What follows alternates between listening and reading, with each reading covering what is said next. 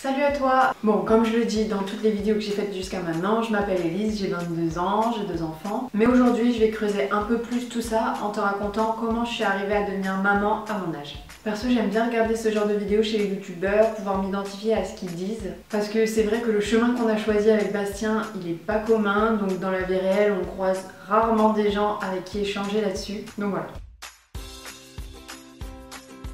Je vais introduire un peu tout ça en te racontant comment, en gros, on s'est rencontrés avec Bastien. Donc Bastien, il est de 98, moi de 97, donc on avait une année scolaire de différence à l'époque du lycée et on était dans le même lycée. Donc c'était un lycée moyen, dans une ville moyenne du sud de la France, dans le Vaucluse, un peu paumé. Du coup, pendant ces 2 ans communs dans le même lycée, je me souviens pas du tout de lui. Il me semble que lui, par contre, il a quelques souvenirs de moi quand j'étais au lycée, parce que pendant une fête dans le lycée, j'avais fait la mascotte, donc j'étais habillée en gros tigre et difficile de louper. Donc j'ai eu mon bac en 2015 et cette année-là, j'ai une de mes meilleures amies qui ne l'a pas eu, qui a fait le choix de redoubler. Et donc l'année scolaire suivante, elle a retapé une terminale dans ce lycée-là et moi je suis partie faire mes études à Strasbourg. Je revenais très peu, on se voyait pas beaucoup et elle, du coup, elle a rencontré cette année-là plein de gens trop cool.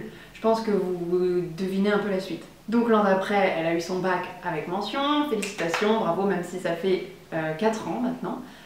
Bravo, il est jamais trop tard. Et cet été-là, je suis revenue définitivement vivre dans le sud. Le nord, c'était pas pour moi, hein. Je suis meuf du sud, voilà, même si ça s'entend absolument pas à l'accent, j'ai grandi ici. Du coup, ce qui nous amène en octobre 2016, où cette amie en question a fêté son anniversaire au fin fond de la campagne provençale chez elle. Voilà, alors j'étais trop contente parce qu'il y avait d'une part ces nouveaux amis que j'avais jamais vus, donc j'avais rencontré plein de gens, et d'autre part mes amis les plus proches. Tu connais, soirée où t'es quasiment sûr d'apprécier le moment, et du coup je m'attendais pas du tout à ce que ma vie change du tout au tout à partir de ce moment-là. Normal, me diras-tu, hein, quand tu vas en soirée, tu t'attends juste à passer un bon moment avec tes potes, tu penses pas vraiment à l'avenir. J'y suis allée en mode bonne franquette, comme d'hab, avec 2 heures de retard. Du coup, la soirée se déroule et j'avais un gros crush sur ce gars-là que pour moi j'avais jamais vu, alors que je pense que je l'avais vu 1000 fois en vrai. Hein. Juste, au lycée j'étais en couple, je faisais absolument pas gaffe à ce qui se passait autour de moi, voilà.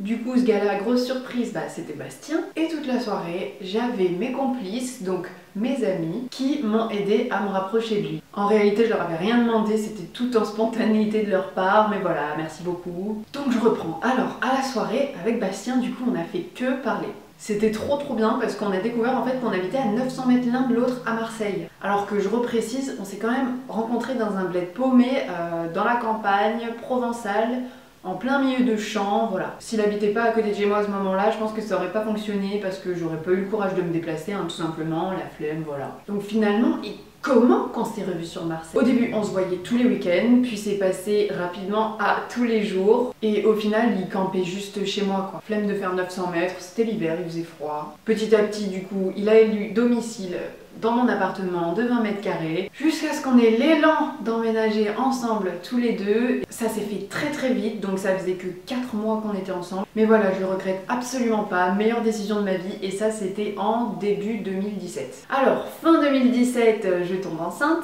oui. Ça faisait à peine plus de 1 an qu'on était ensemble. Donc encore une fois, c'était rapide, mais pas du tout précipité, parce que Bastien c'est quelqu'un de sérieux et de réglo, donc j'avais pleinement confiance. Vous allez me dire oui, mais peut-être tu peux te tromper, oui, mais je me suis pas trompée pour le moment, et puis au pire, si tu te trompes, ça arrive. Hein. Dans mon cas, rien n'est perdu. Et je vais pas approfondir sur le fait que c'était voulu ou pas, parce que c'est une histoire compliquée, j'ai pas envie d'en parler ici. Mais on était très contents quand on l'a su. J'en ai parlé à mes amies les plus proches, donc elles ont été d'un très grand soutien. Je les remercie beaucoup.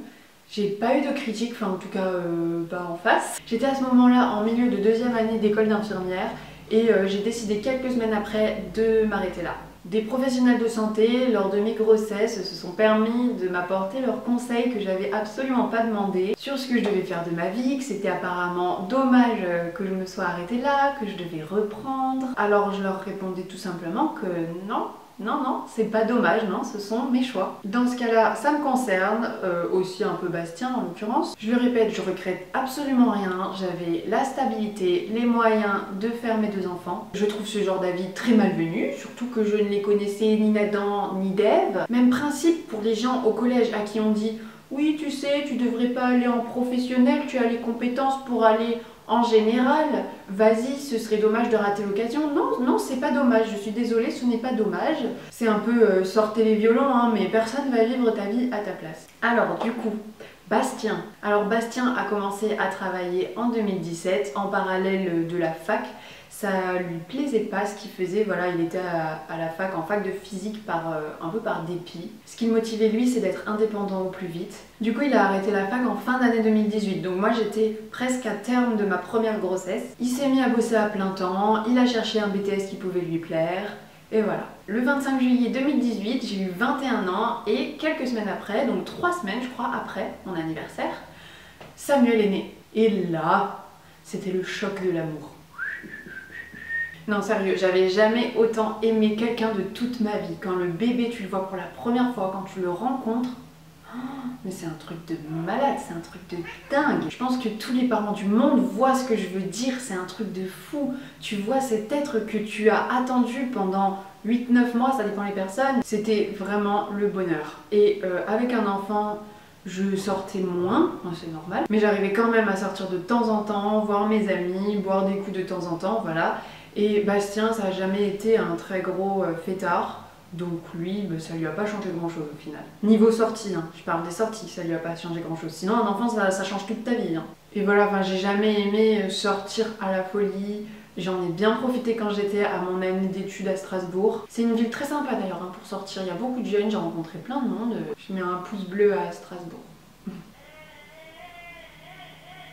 Là, je me suis vraiment trouvée en tant que maman, quand mon fils est né. Et Bastien, il vient d'un milieu où les valeurs familiales sont très ancrées. Donc voilà, j'ai eu de la chance de tomber sur une personne comme ça, qui était dans ces valeurs-là et qui aspirait aussi à ça. Je tiens à préciser qu'on n'a en aucun cas pris cette décision d'avoir un enfant à la légère. On était tous les deux super contents, on était prêts à l'accueillir. On habitait ensemble depuis presque 1 an et voilà, on était déjà un couple stable. J'étais pas une grosse fêtarde, Bastien encore moins. Ça a été mûrement réfléchi, on pouvait lui offrir la sécurité financière, la sécurité affective et tout ce dont il avait besoin, tout simplement. Je me justifie grave, hein, mais je pense que pour ce genre de vidéo, c'est nécessaire. Je le dis souvent, mais j'encourage pas à travers ce témoignage les gens à faire la même chose. C'est qu'un témoignage et je l'ai dit au début de la vidéo, j'aime personnellement bien regarder ce genre de vidéo, du coup je la fais. Winnie, tu es là ?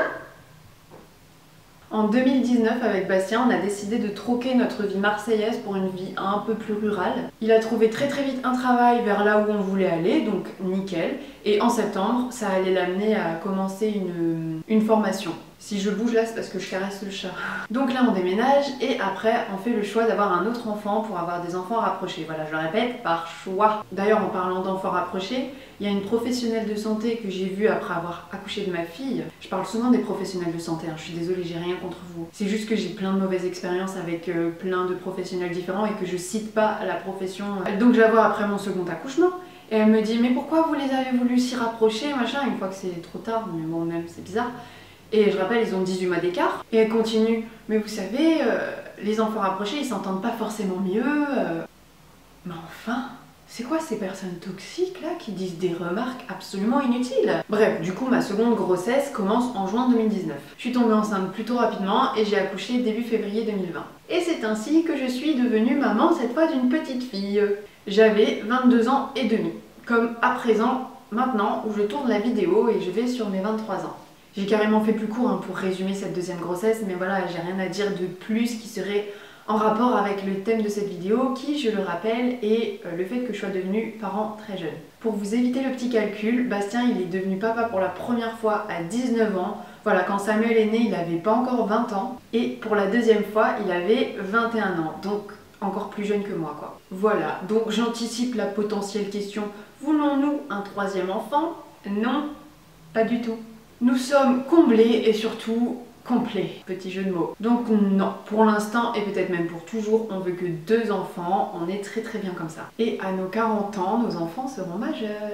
Je peux dire maintenant que si mon ami n'avait pas redoublé la terminale, tout ceci serait totalement différent aujourd'hui. Alors merci d'avoir foiré cette première terminale. Je sais que t'as fait ça pour moi, non pas du tout. Voilà, on est super bien entourés, on kiffe nos choix, on kiffe être parents la plupart du temps. Merci de m'avoir écouté raconter ma vie pendant de longues minutes, j'apprécie vraiment. Et bah écoute, si t'as aimé la vidéo, je t'invite à t'abonner, à activer la cloche, n'hésite surtout pas à me partager ton expérience en commentaire et sur ce, salut!